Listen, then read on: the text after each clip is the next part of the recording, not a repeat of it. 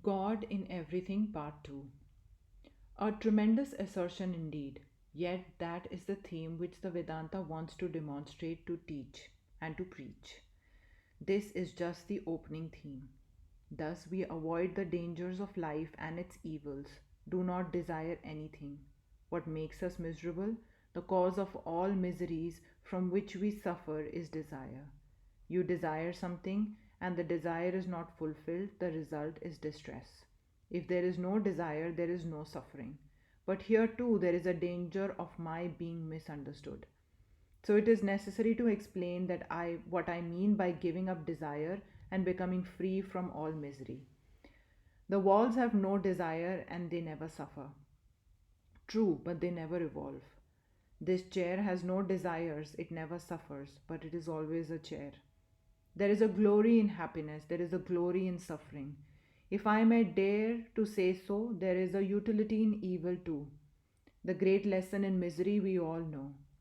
There are hundreds of things we have done in our lives which we wish we had never done, but which at the same time had been great teachers. As for me, I am glad I have done something good and many things bad. Glad I have done something right and glad I have committed many errors, because every one of them has been a great lesson. I, and as I am now, am the resultant of all I have done, all I have thought. Every action and thought have had their effect, and these effects are the sum total of my progress. We all understand that desires are wrong, but what is meant by giving up desires? How could life go on? It would be the same suicidal advice, killing the desires and the man too. The solution is this: not that you should not have property, not that you should not have things which are necessary and things which are even luxuries. Have all that you want and more.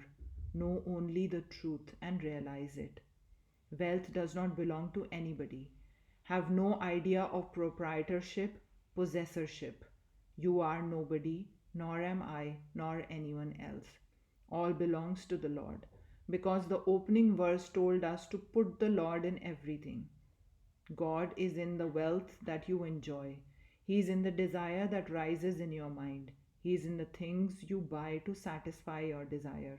He is in your beautiful attire, in your beautiful ornaments. This is the line of thought. All will be metamorphosed as soon as you begin to see things in that light.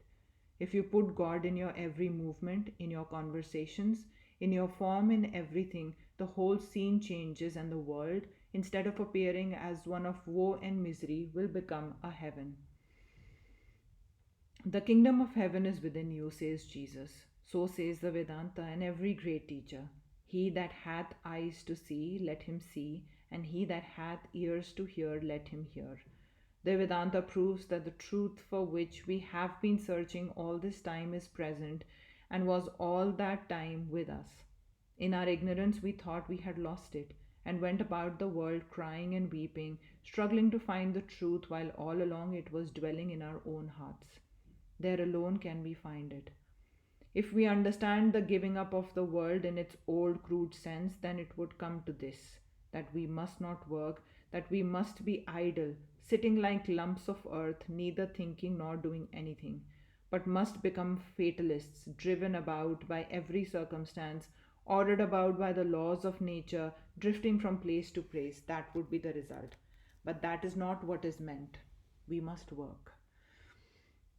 Ordinary mankind, driven everywhere by false desire, what do they know of work? The man propelled by his own feelings and his own senses, what does he know about work?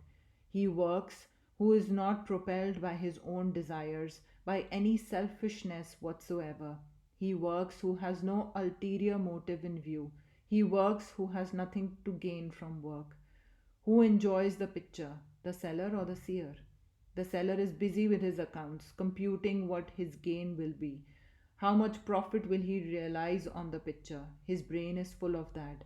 He is looking at the hammer and watching the bids.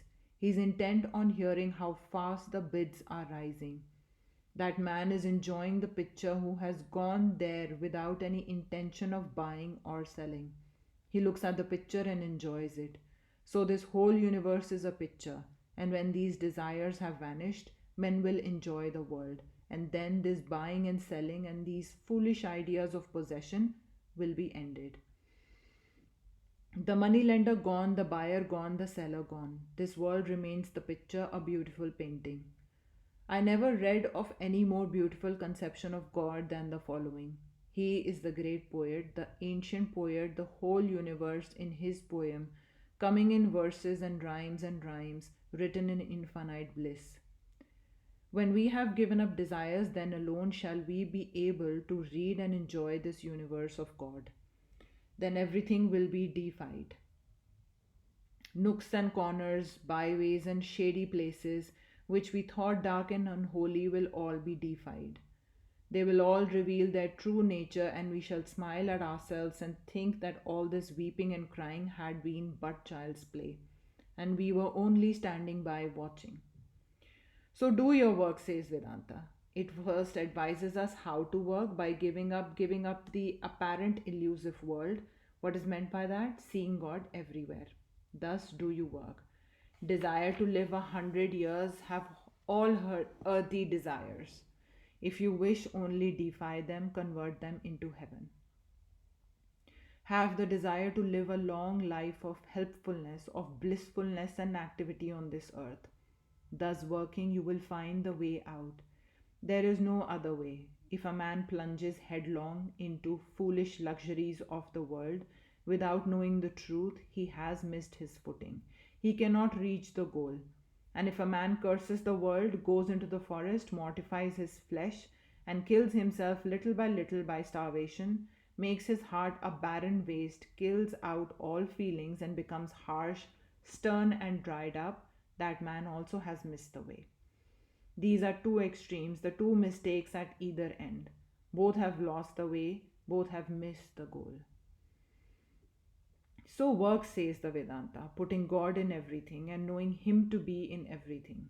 Work incessantly, holding life as something deified, as God Himself, and knowing that this is all we have to do, this is all we should ask for. God is in everything. Where else shall we go to find Him? He is already in every work, in every thought, in every feeling.